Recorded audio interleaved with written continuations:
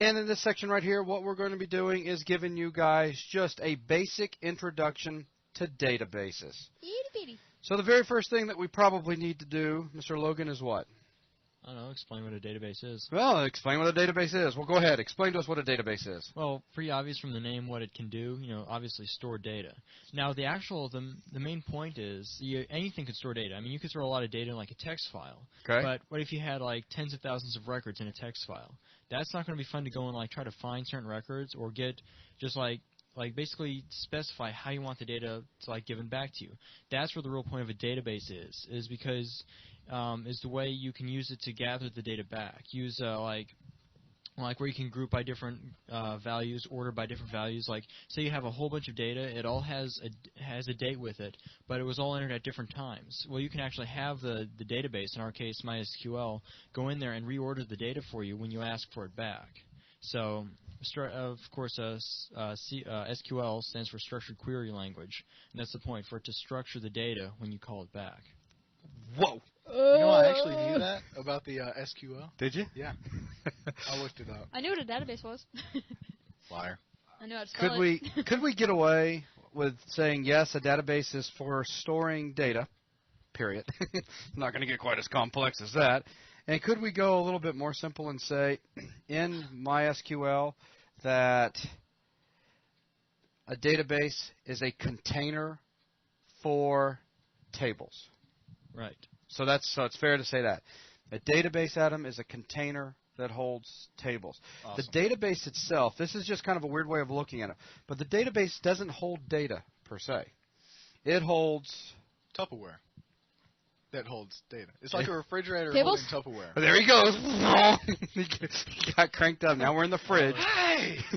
If Tupperware means tables, then I guess you're right. Yeah. Yeah, it's like a big refrigerator holding the Tupperware Okay, so that all right. holds the food. Groovy. I like that. You are just rolling now. Man, So what do the I'm tables hold? telling you. Records? Well, And if you say records are fields, then you'd be right too.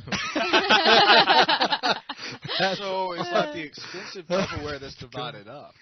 so let's go back to the old refrigerator thing because I really like that. So the refrigerator would be the database. Right. And in the end, I mean, yes, it holds the food, but I mean, looking at the food as actually being the data. But, it's more so holding the Tupperware. Ah. Okay, so, no, that's good. That's excellent. You did a great job. Thank you. So our databases hold tables, and our tables hold, Logan, would you like to give that one a shot? No, I know what it is. Okay, it's what is it? fields. Holds fields. Logan, and fields are? Fields are like a format for storing data. Because if, remember in the variable section where we went over an integer and a string and how it's like different data that it can hold? Uh-huh. That's what a field sets up. Like you can have a field that stores an integer or a field that stores a string. In this case, it's called a char, but string char is basically the same thing inside of SQL. So, I mean, if you were going to be real loose at looking at it, generally people refer to a table as where you'll find your record set, your actual data, though, right? Right. Okay, very cool. So with that very basic understanding out of the way, let's just get in there and inside of MySQL and actually see how we can create databases, how we can see all of the databases that are available to us, and how we can delete databases. So, Squip it. that's good. So what do you think we need to do first? Well, let's create a database. All right, before we create the database, though, for somebody that's sitting new in front of a system where they just installed MySQL, what do they need to do? You'd want to start the server. There you so go. You We can need connect to your we database. need to get the server running. So what we're going to do is we're just going to open up regular old command prompt, and we're going to switch over to good old K drive, and I'm going to change directory over to MySQL, and then down one more folder to bin, and we're going to run MySQL d space dash dash standalone. MySQL d standalone. Okay? Go ahead and hit enter. Sounds like a song. And tell us, Logan, real quick, what did this do? This actually started a database server. What the it started the let me see started this Start the server. Yes. Okay. He really wanted to give a lengthy 20-minute complex description, but he just couldn't get around the fact that we just started the server. Okay, so now that we've got the server running, I can go ahead and close this out without being a problem, right? Right. In this version of MySQL, you can close this command prompt. In earlier versions, you actually had to leave it running, but in this one, you can go ahead and close the command prompt. Okay, good. And the server will still be running. Okay, now we can't just start typing in here again, right? Exactly, because it's tying up this window. That's right. This is now the process that's running, right? Right. So we'll just go ahead and close it out like such, and go ahead and come back and open up another command prompt. Just drag it back down here into the recording area. And again, I'm just going to jump on over to K Drive, and we'll just change directory into MySQL and back over into bin. And we're going to fire up the MySQL monitor by simply typing in MySQL and hitting enter. And there you are. You'll notice now instead of a command prompt like C:\/ or K:\/ we now have MySQL and a little flashing cursor. So we're now in the MySQL monitor. We're in that app, and we're now, when we're typing, we're talking directly to the server. Sound good to you, Logan? Yep, sounds good. So one of the first things you'll see after getting in is that you can type help or \h for help. And we'll just go ahead and just take a look at that real quick. So I'll simply type help, and you'll see that we have a series of MySQL commands that we can fire real quick to just do some simple stuff. Help, which really just shows you this, and \, same thing. And we can clear, connect. There's a whole bunch of different things that you can do, and there's a listing of them and a description over to the side. Another thing that you may find very useful is, Logan, what do you think? Find very useful. Status. Status, yes. I would say so. In case it's I'm just going to type in status. I'm going to put a terminator at the end. I'm going to use a semicolon. And go ahead and press enter. Status is very useful if you've come into some sort of organization that already has MySQL running and you don't know the version, or you need to find out how many connections, or et cetera, et cetera. You can do that by running status. Right now, one of the important things that we'll use it for in this VTM is actually seeing what current database we're tied to. And right now, we're not actually using any particular database. Okay, we've just got into MySQL, and we're sitting there, and we have not told the server that we want to access this refrigerator or this database. Does that make sense? Yeah.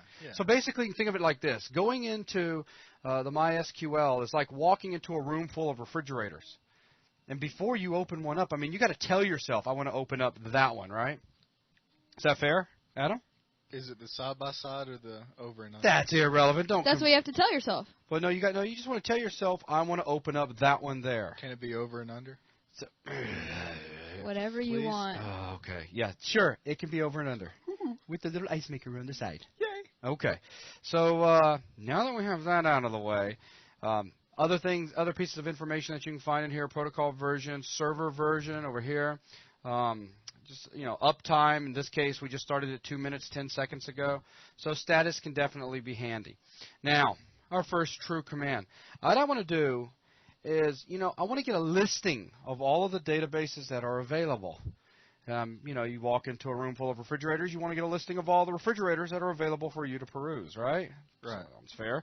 So to do this, what we need to do is come in here and just simply type in show Refrigerator. databases. Show databases. Again, I'm putting a terminator, semicolon at the end. And what we'll do is we'll get a listing of the databases that are available inside of MySQL. Right now, we've got 2 by default that are put in there when you first install a MySQL to your server or your operating system. We have the database MySQL, and we have test.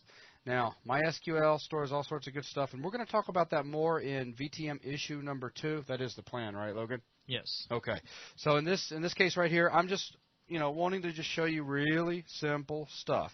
So we'll get into that later. So I guess what we want to do is find out how do we create a database, right? Right. That would be nice. Here we go. Create database, and we'll call it BuzzDB. And again, I'll put a terminator at the end. Okay, so when you're inside of MySQL, you always put a terminator? Not all. Logan, you want to talk about that? Okay, once you're working with, if you're working, once you're down and working with tables and fields, then you're always using a terminator. Or if you're creating stuff, then you would use a terminator. Let's see. There are some things that you do not have to use a terminator with, but I would just suggest get into the habit of using a terminator with everything that you type inside. Right. Using a terminator won't mess stuff up. Right. There's some places leaving it off, it'll require a terminator. Right. Yeah. Okay. So we'll go ahead and type in. Again, it's create space database space and your database name. In this case right here, I am calling it BuzzDB. So I'll go ahead and press enter. One note is that that is case sensitive, so remember the exact case of your database. Okay. And we get query OK, one row affected, the time it takes to do this. Basically what that is saying is, yep, it did it. Now what I want to do is type show databases again, but I'm lazy. Right. There's a history that we have running active for us inside of MySQL, isn't there? Yes, there is. Tell us about this history there, Mr. Logan. Well, if you've used a DOS or the command prompt in Windows or Unix or Linux, pressing the up arrow key, as long as you have the system configured that way, the default, pressing the up arrow key in the terminal prompt will give you the previous lines. Pressing up multiple times will give you a whole backlog of stuff you've already typed. So I can press up, and there's where I just created the database. I can press up again. There's the show databases. Press up again. There's when we did status. There's where I did help. Okay. That's all you did. So, and you keep this thing running, and if we disconnect and reconnect, it'll still, as long as we still have this server process running, it'll still remember everything, right? Yes, you can actually close the monitor, MySQL monitor, and then open it back up, and you still have your backlog of stuff. That's awesome. Okay, it's very handy. You find it handy, don't you? Oh yes. And sometimes I've actually used stuff that's like a couple of weeks old. Just going ding, in ding, the ding, backlog. ding, ding, ding, ding. Oh, there it is. Ding. Okay, so let's go ahead and come back down to show databases again.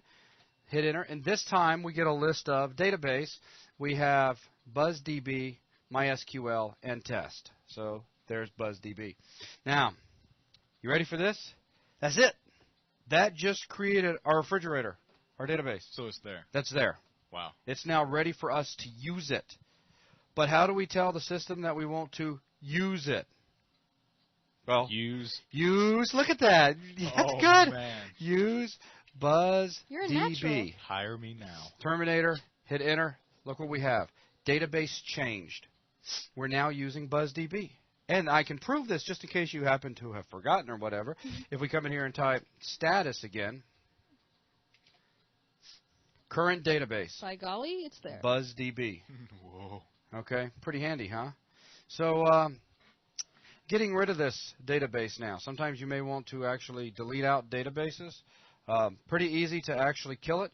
To get rid of BuzzDB, we can just simply say drop database, and then the name of the database that you want to drop, BuzzDB. Okay?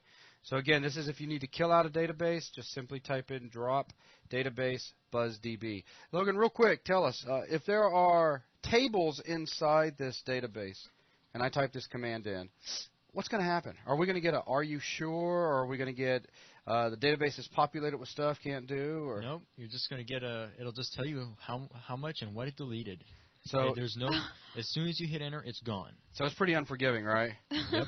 And that's not that bad here because you're not usually dropping databases, but there are some things that we're going to be taking a look at shortly that you could accidentally hit enter and do some serious damage to data, right? You can't go back? When you're working with No undos? Guess it's your own Nope. darn fault then. You can't Z out? No. Nope. So no, you can't. please I had to be throw that in, I'm please sorry. be very, very careful. So let's go ahead and drop database BuzzDB. Press enter, and now what we'll do is come back in here and we'll tell it to show databases, and we only have two available, MySQL and test. I have a feeling that's going to bite me a few times. So all it takes is getting bit once to remember to be careful. So let's go ahead. One last time, I'm going to create it again. Again, I can use history. Just kind of flip back through here until I find create database, BuzzDB. And we've got it created, and I'm doing this so that in the next section we can take advantage of this when we're creating tables. So that's pretty much all I want to talk about in this section right here. Pretty simple? Yeah. Okay, so thanks a lot, guys.